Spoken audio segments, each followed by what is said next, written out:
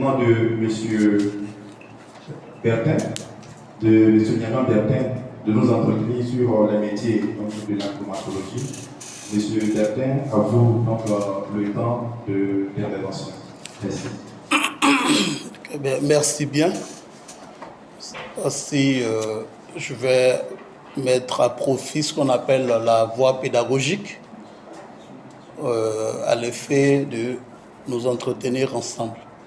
Alors, avant tout propos, c'est un honneur pour moi en tant que fils d'être aux côtés de mon père, le professeur Émirois,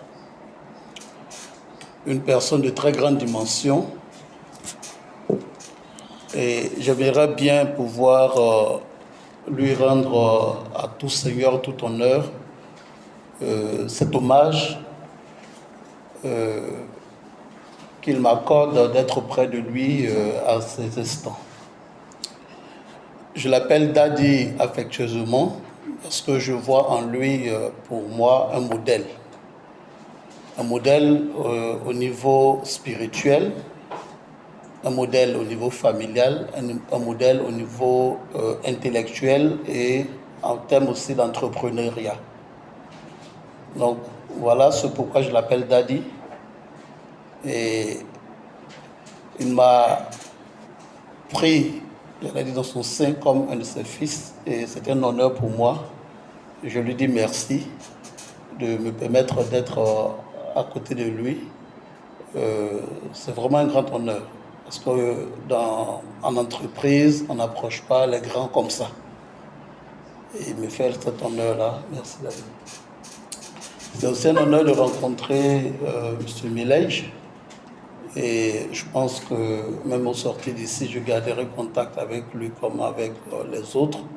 Donc c'est aussi un lien social que le professeur Émirois me permet de tisser, en découvrant aussi d'autres personnes. Et cela aussi fera partie tout à l'heure de mon intervention.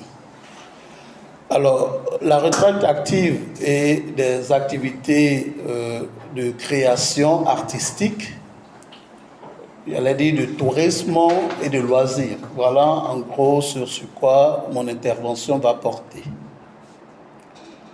La préoccupation que je vais exposer, c'est que je prends en compte tout ce que mes prédécesseurs ont dit.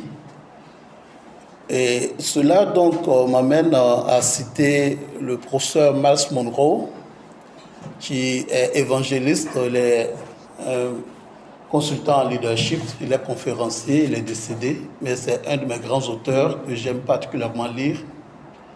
Il disait que les plus grandes richesses de ce monde ne sont pas au Koweït, ça ne se trouve pas dans les pays pétroliers, ça ne se trouve nulle part qu'au cimetière.